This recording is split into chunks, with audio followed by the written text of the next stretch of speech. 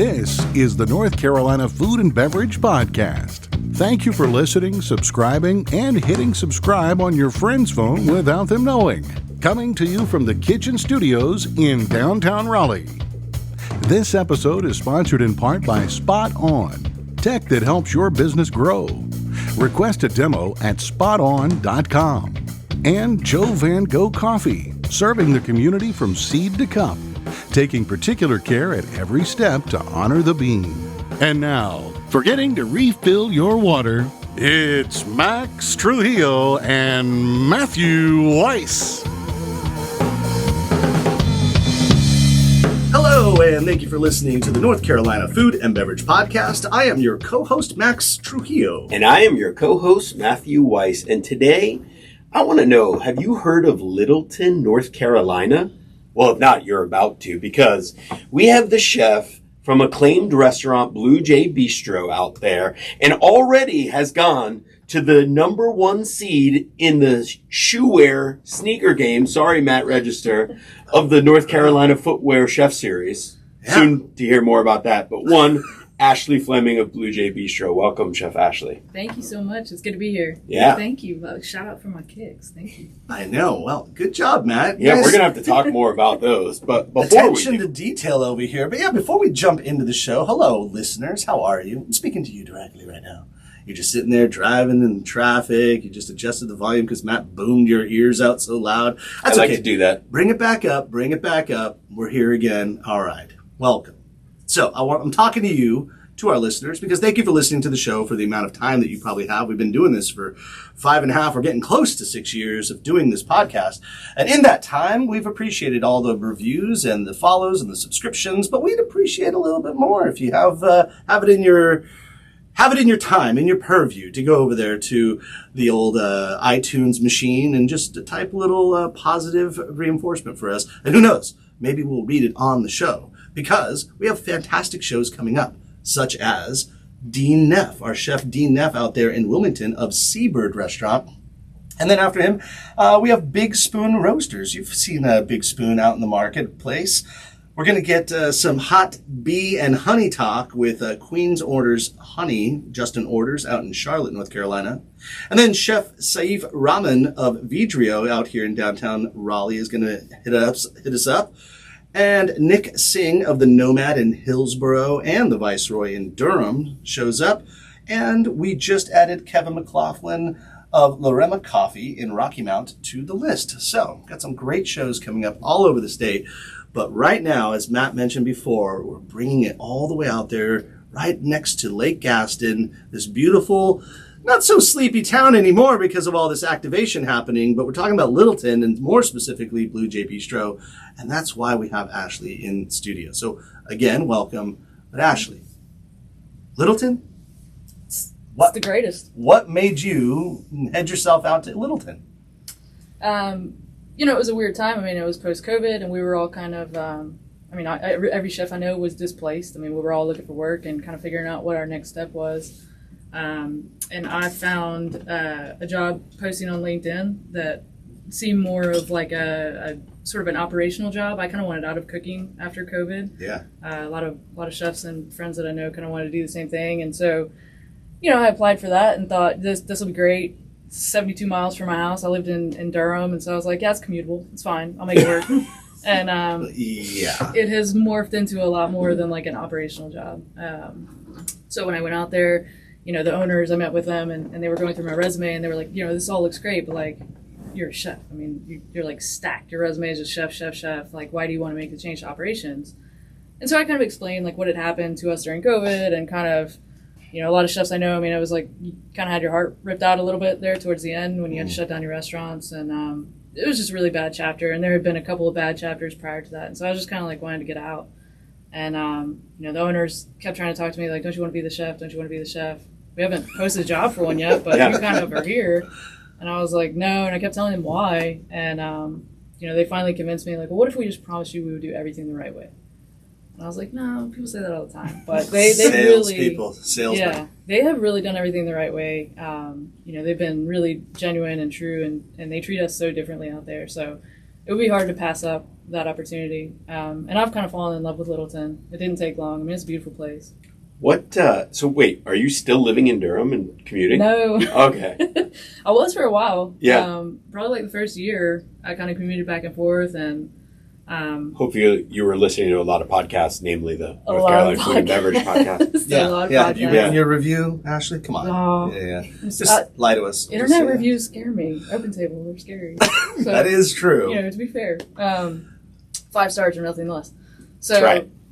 yeah, but now I sold my house in Durham, and so now I'm a full-time Littleton resident. I love it out there. Yeah, and just for, like I mentioned before, Lake Gaston area, but so those that don't know where Littleton is, if you're in Durham, you're basically just going east, a little northeast. It's close to the border of Virginia, right there, right next to Lake Gaston, right? Straight shot down 85. Or Yeah. up 85, I guess. Yeah, it's a pretty quick little drive. We went for Memorial Day weekend and went to the ocean. Or we went, if not like the ocean, it was a big ass lake.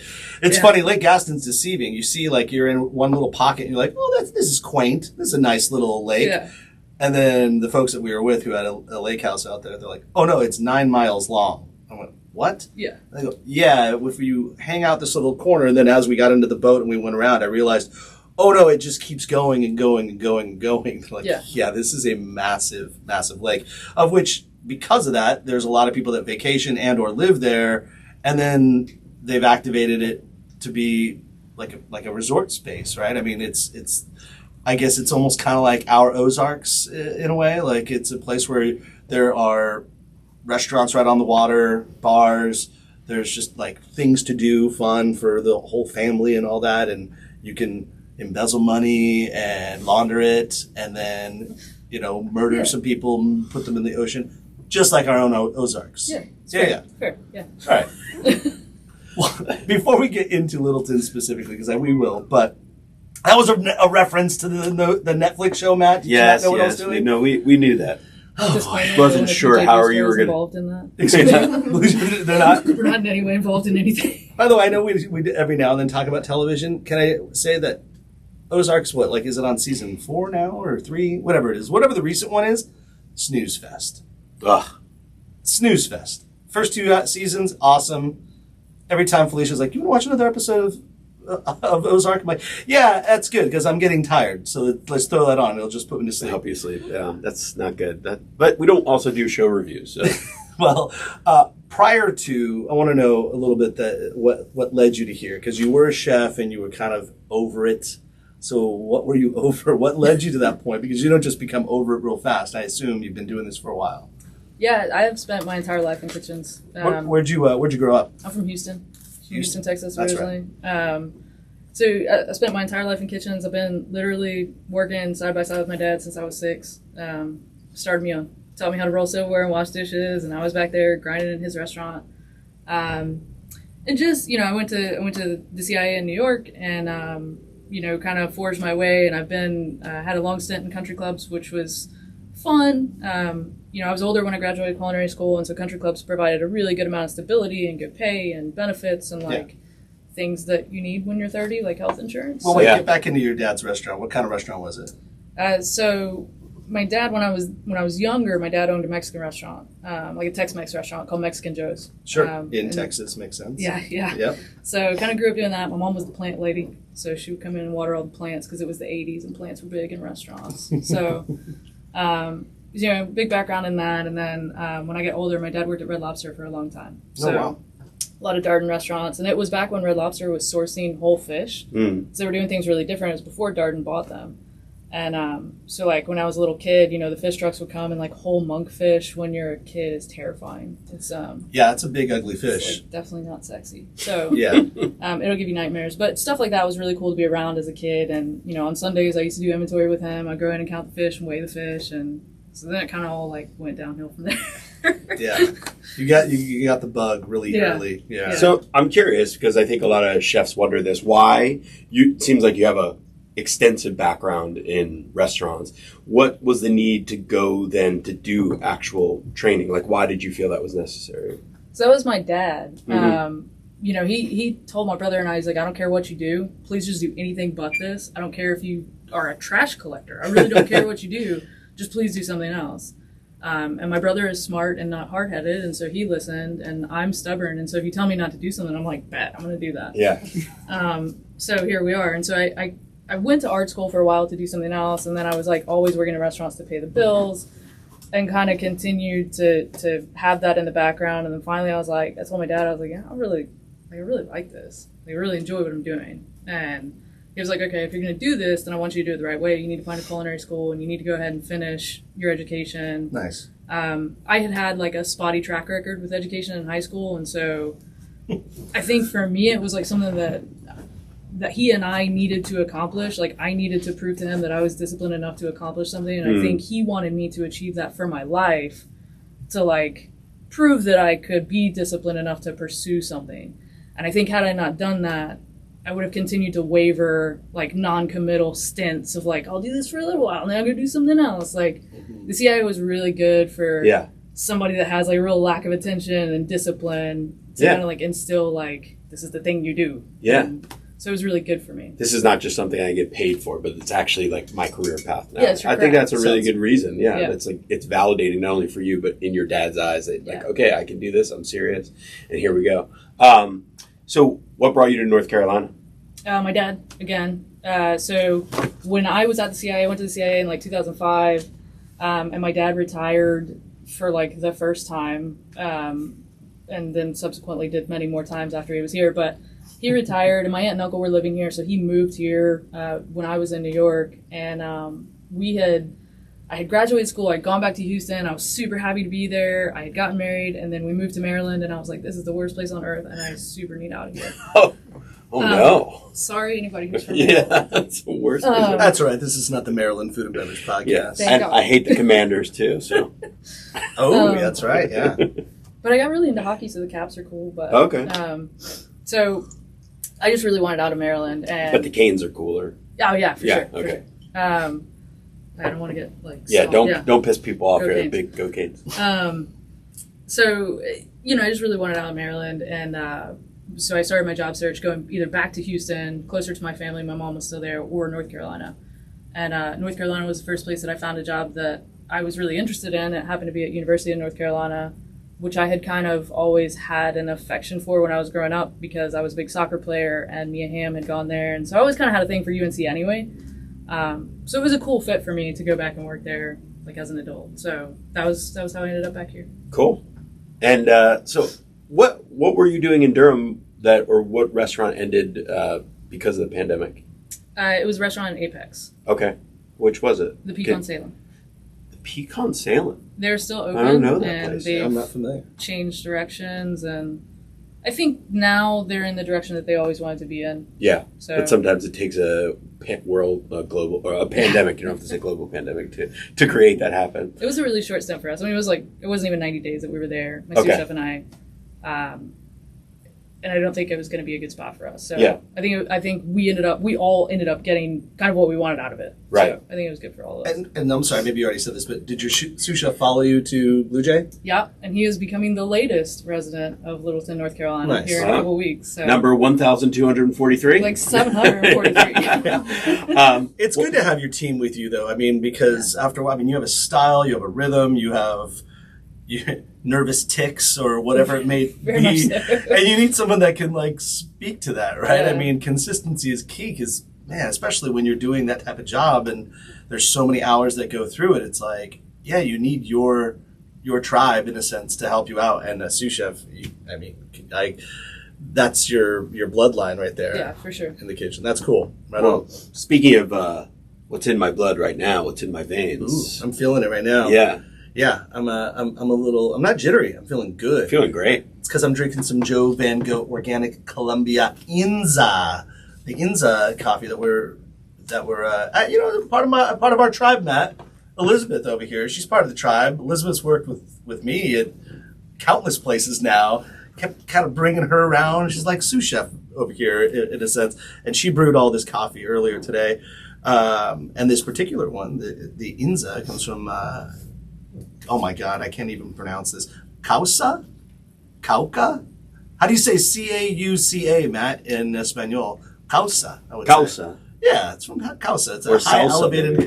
coffee with stone fruit, citrus, cocoa notes. It's located in the department east of Department Causa, and it's high elevation Colombian-based coffee. It's delicious. Come check it out. Go to joevango.com to learn more information from them. And plus, go visit out one of their coffee shops all over the Triangle. They got coffee shops in Durham, Hillsborough, Raleigh, just around the corner over here. It's Sir Walter Raleigh Coffee. They're proudly pouring it. So give them a chance. Give them a taste. Delicious. All right. So, well, before we get back into it, and there's a lot to talk about, I do have to talk. Like, are you, every chef in North Carolina is friends with Matt Register, at least on Facebook. Are you?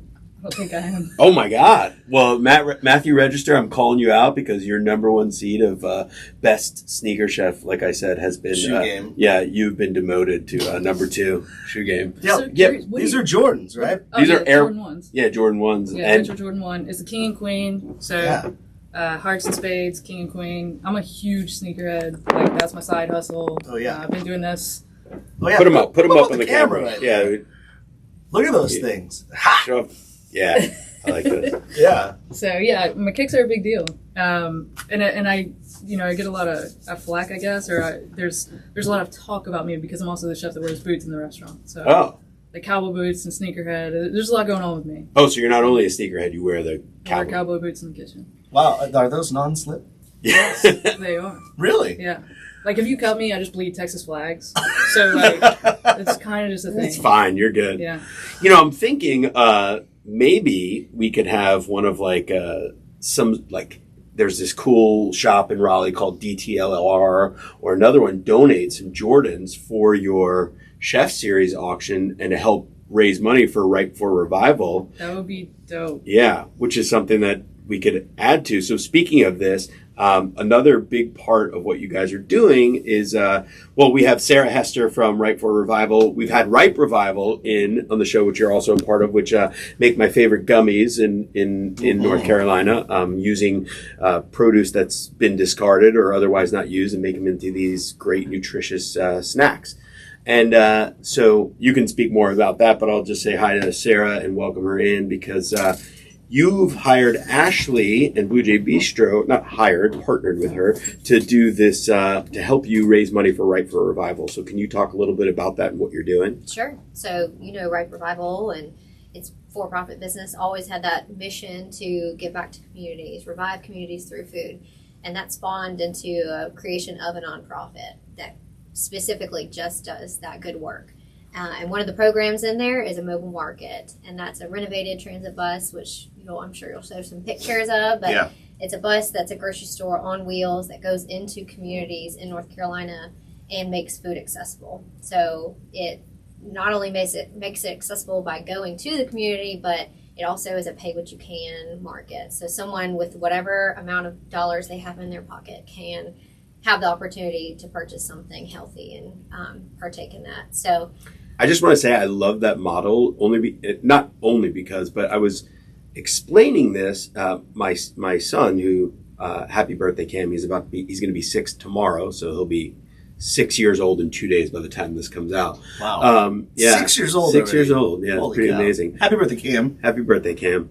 He was asking me, what if somebody can't afford it, or what if somebody paid it? And I said, there's actually a pay what you can restaurant. And people who can't afford it, if they have 1 penny or they have $10, whatever, it's what they can pay. And so just the concept of that, being able to explain it to a 5-year-old was enlightening because it makes so much sense. Mm-hmm. Yeah. So we just launched it not too long ago, so we're in the fundraising stages, right? It's the mobile market is active. We've had a few events, but so this fundraiser event, it's called the Supper Club Chef Series, Reviving the Supper Club. Play on words. Again, we're all about that. Got a brand. So it's a series. The first episode of the series, we partnered with Chef Ashleigh at Blue Jay Bistro. And so it's a virtual supper club. So if you've ever heard of a supper club, it's kind of, you meet at a house, either the whole host cooks the whole meal, or it's like a potluck. You come together, just mingle. It's usually themed. And so this is a virtual supper club where we're going to a restaurant virtually, into the kitchen, into the bar of that restaurant, highlighting that restaurant, that chef, partnering with them like we did with Chef Ashleigh, and all in the effort to raise money and raise funds for these types of programs. Specifically, this mobile market program is what we raise money for. So we will go to Chef about this, but we went into the kitchen and the bar of the bistro, and she prepared a wonderful menu for us. And we actually, so folks would buy a ticket, and that would ensure them access to the link. So they could log in. It's a live stream, so they could log in, and they would also get a meal kit shipped to their house. And that meal kit had most everything that they needed besides like oil, salt, pepper, for that meal cool. that she had created. So it's a lot of back work, right? So we had a menu set. We sourced everything, most everything from North Carolina, packed it, shipped it anywhere over the U.S., and then folks could partake in cooking right along Chef. So she gave great instruction. That night. How long was the whole event? Like, what was the experience like? It was on a Tuesday night. The bistro was closed on a Tuesday night, so it was a Tuesday night from 6 to 7:30. I think we ended, and it's the first episode of the series. So we're moving right along with more chefs in North Carolina, hopefully with y'all's help. And because you have one on the calendar that you're ready to do in November. Is that right? Yeah, we don't have the date nailed down just yet, but we're hoping to do one in November, mid-November, I believe. And you have a couple of chefs in mind, but it's an open call right now. It sure so is. If a lot of our chef friends, I'm calling you, Alex Ricci, Kevin Ruiz, Kyle Tiers, all these people, just calling them out. Matt Register. That would be perfect. Oh man, I can't imagine the shoes he would wear. It's a great opportunity to put your name and your restaurant name out there. How would they contact you, or how would they get involved? You can follow Ripe Revival on any kind of social media and reach out to us there. You can email us info@Ripe Revival or Ripe for Revival. Either way, it'll probably be me answering you. So just reach out. Cool. And so for people that want, first of all, actually, before we even get into plugging anymore, what did you make, Ashley? Or what did you have other people make? So we made a barbecue butter shrimp, sweet potato salsa, cilantro lime rice using Tidewater grain rice. And we had a salad that was like a bonus recipe. So a salad with coconut lime vinaigrette. And then we had this killer sweet potato Mai Tai. So is this something that you would typically make at the bistro? Yes and no. So the barbecue butter shrimp is actually on our menu right now. Okay. But that dish is different. So we have sweet potato salsa that has come and gone off our menu.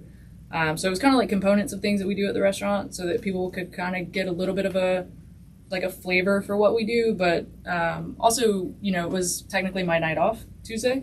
And during the summer, I have like a real thing for tiki. Okay. During COVID, I was actually slinging tacos out of my house, and I had like a tiki night on Fridays. Wow. So I had like a Mexican Hawaiian fusion kind of thing. So it's kind of like a thing that's carried over for me. And so we kind of took a play on like, okay, well, it's my day off. So like, what would I do? But also like, I want I want everybody to be able to experience some of the stuff we do at the restaurant. So that's really cool. Yeah.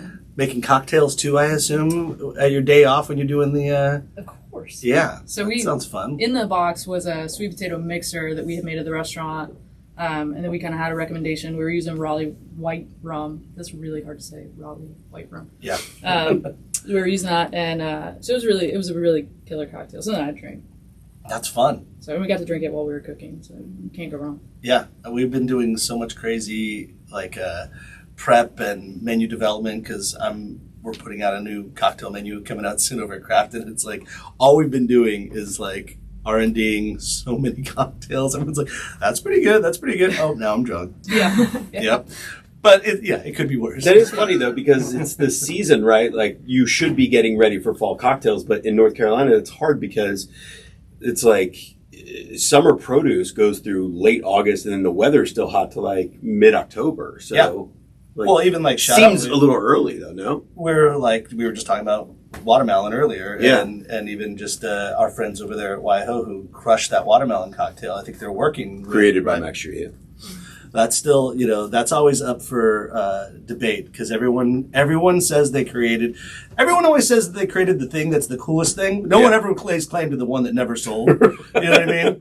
Everyone, even old Jason, the bartender, will still to this day say, "I made that drink," and I'll go, just throw yourself out this window right now. There's no way you made that drink. You were in the room when it was created. That's just like when Bieber's song, the Peaches in Georgia, whatever, Yeah. it has like 19 writers Oh, of that song. yeah. It's like, did really 19 people need to write that song? It's just there were 19 people in the room when the song was written. So legally, they all lay claim, like, I think I said use the instead of a on that one line. It's like, damn it, now that guy's a writer on this song. So yes, Jason, you may have created part of that cocktail, but no, yeah, whatever. Anyways, but Bright Revival has been using, they do watermelon juice, which is really awesome because watermelon, like I just juiced one this weekend and it sang to me. It was like, oh, the season is perfect right now. I've been tasting watermelon juice every day from March until now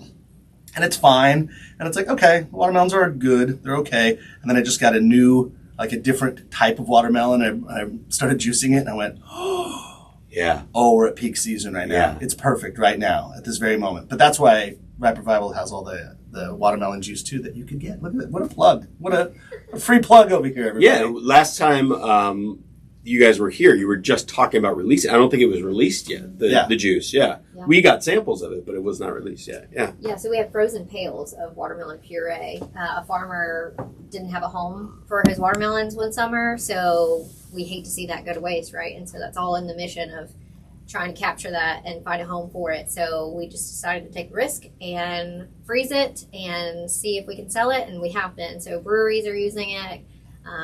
It's unpasteurized, but breweries are using it. People are making cocktails out of it, like White Hill. We're actually going to lunch at White Hill later. I think they made like a hard seltzer with it this summer too. So, yeah. But the chef series, back on that, we used the sweet potato Mai Tai. We forgot to mention, we partnered with the Sweet Potato Commission in North Carolina. Yeah. And we're the number one grower of sweet potatoes in the U.S. Yep. And so our state and our agriculture industry is strong. And so we use those sweet potatoes twice. The Mai Tai that she created and the salsa, which I am going to be remaking that salsa over and over again. And Chef Ashleigh, you said it, that goes really well with eggs, so I'm excited for my next breakfast. I'm going to put that with some eggs. Salsa and egg. Yeah. Yeah, that's what I was wondering. I mean, you did say earlier that you kind of grew up in a Tex-Mex restaurant, and you obviously grew up in Texas. But is that part of your culinary style? Like, do you kind of lend to go back to those roots, those Texas roots, when you're developing flavors and menus? Yeah, very much so. We kind of joke, like, you can't beat the Texas out of me. It is a lot of what we do. I mean, I think there's a lot on the menu that we have that kind of like lends itself to that.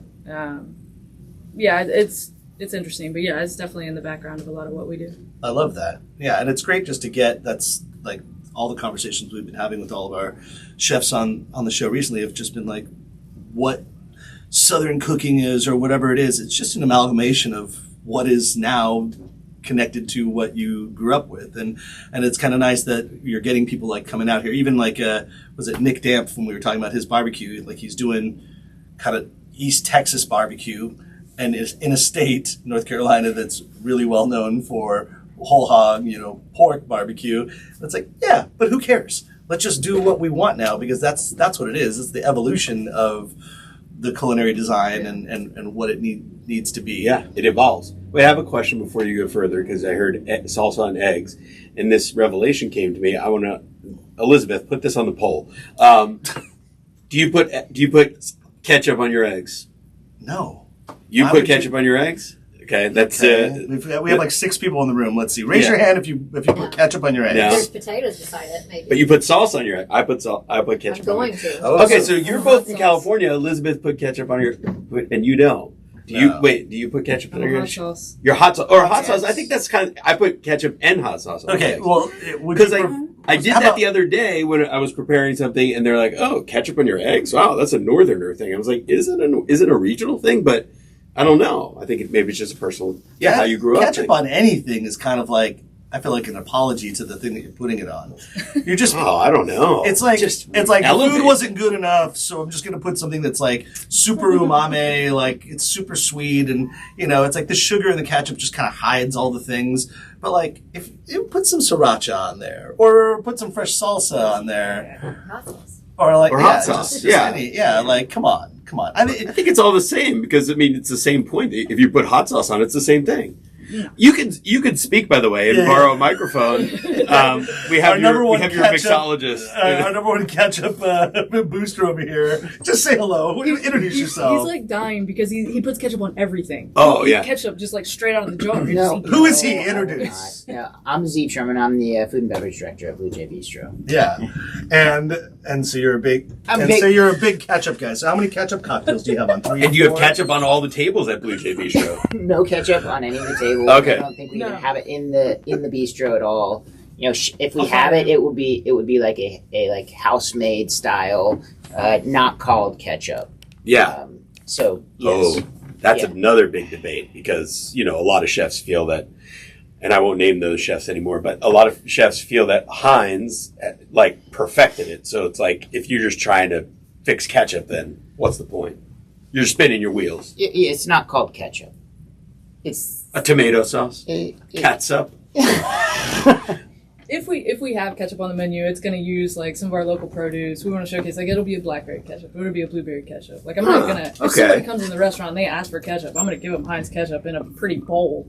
Okay. On the table. Yeah. Oh, okay. But if you're going to do something special, you're going to use. Sad. I like. Oh, okay. Me sad. You're putting ketchup on a well done steak. It makes me sad. But I mean, I'm gonna do it. Well, you're probably already upset about the well done steak. Yeah, so that was doubly upset. We went through that whole change probably just in the last 10 years where taking condiments and salt and pepper off the tables just happened. I remember being at a restaurant and even really fine dining restaurants, like nice places. We were at Cafe Del Rey. We always had salt and pepper on the table. And like most restaurants, you had salt and pepper on the table. But again, using the apology word or phrase on that, it's like, yeah, I get it, Chef Ashleigh, you made this food, but I'm going to alter it and change it to the way I want. And it almost kind of seems offensive too. It's like, would we do that with cocktails? Like, we're also just going to put like a couple bitters and a lime and a lemon on the table when you order your cocktails. Like, it's good, but let me show you how it's done.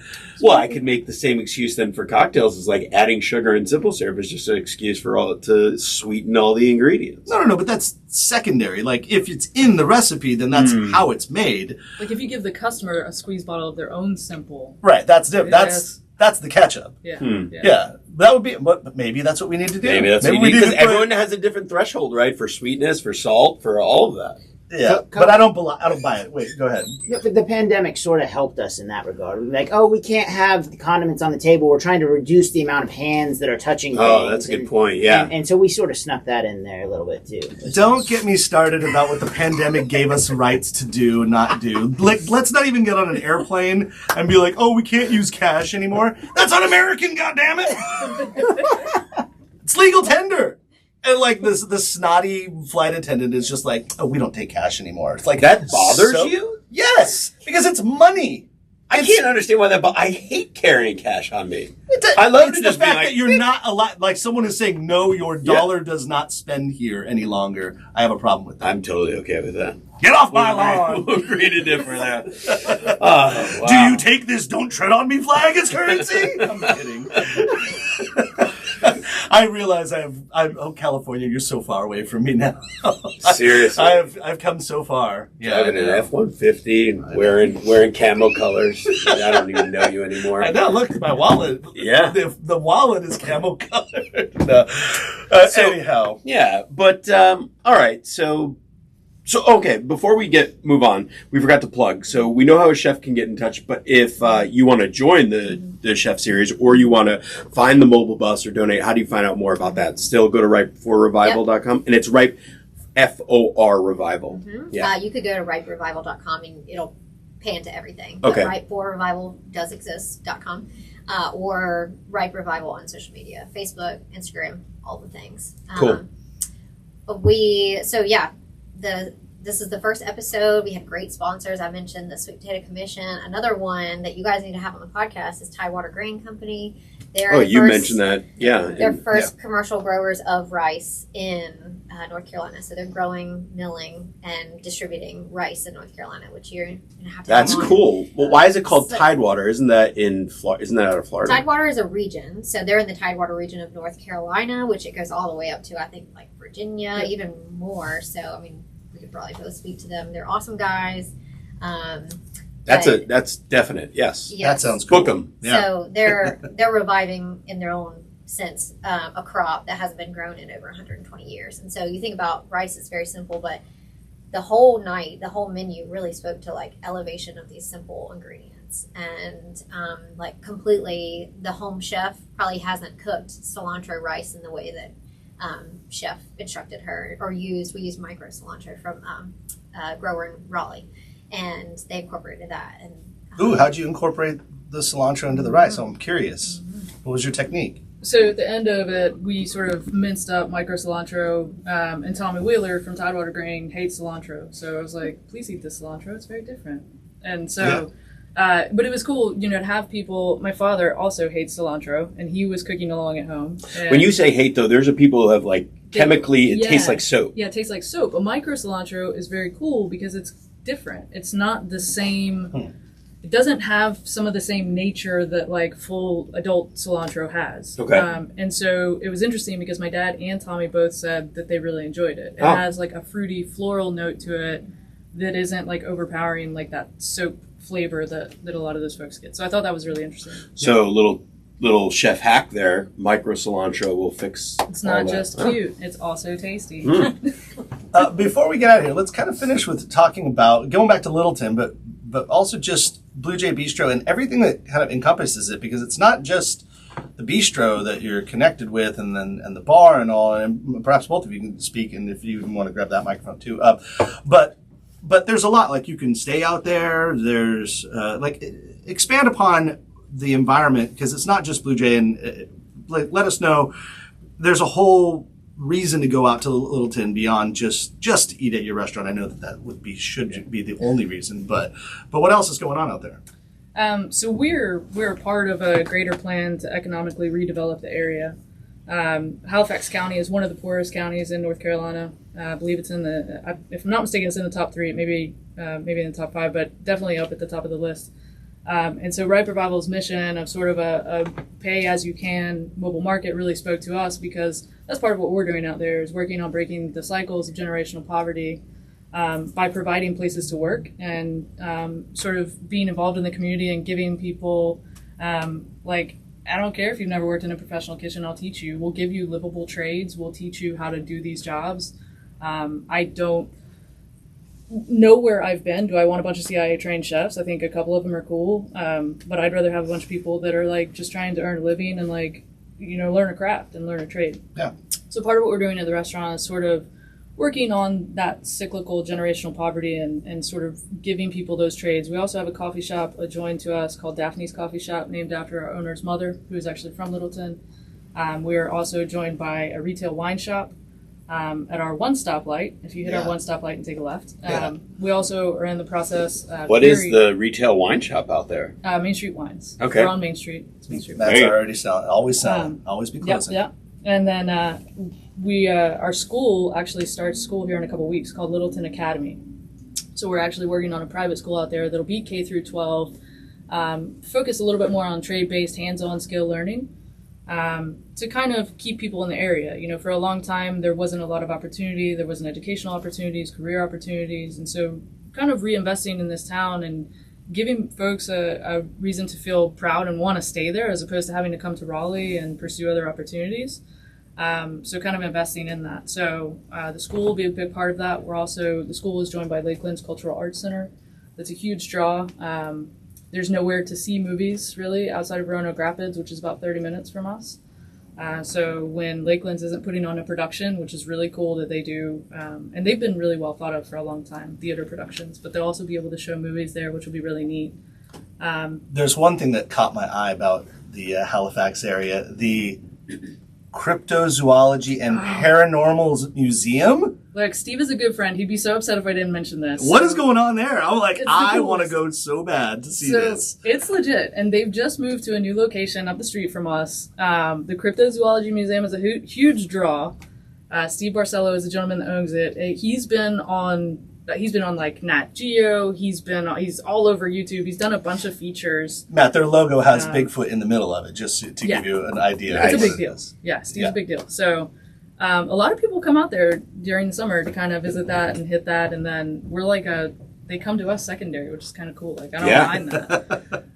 But yeah, that's a big draw out there as well. So there's a lot of stuff going on in Little Town. This is really cool because, I know a lot of chefs are doing this, and this has become more of the fashion over the last 10, 15 years. But the fact that chefs not only like caring what's in their food, but really doing community outreach. And this is really community, like you're really invested in this town. It's pretty cool to see. Yeah, that's really our first, I think our first priority. Yeah. And, the restaurant is important. Yes, it's formal. Yes, it's like fine-ish dining, but with a lot of fun. But our first priority is to make sure that we're part of the community, we're part of the town, we're giving back, and that we're not just there to we just set up a fine dining restaurant in the middle of nowhere. Like, no, we're part of the community, and we're proud to be in Littleton and live in Littleton. Yeah. Yeah. So asking for a friend, where should I stay when I come out to visit? Look at this guy. There's a ton of Airbnbs. Yeah. But do you just Airbnb and you Google Lake Gaston, or you put in Littleton, or?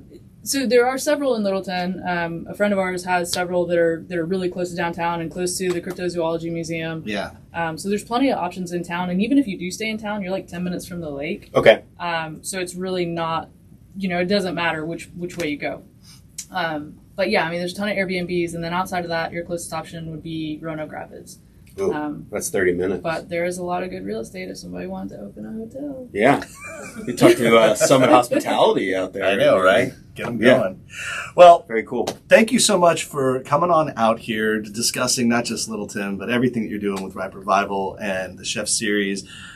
This is great. I love seeing, even just Sarah to you, I love seeing the evolution since the last time that we had everybody on the podcast speaking about Ripe Revival. It was like semi-new. It was kind of new as a new company. And just when I'm going to random shops, and I think I was at the butcher's market recently, I bought a couple of packs of the dried fruit, the little gummies there.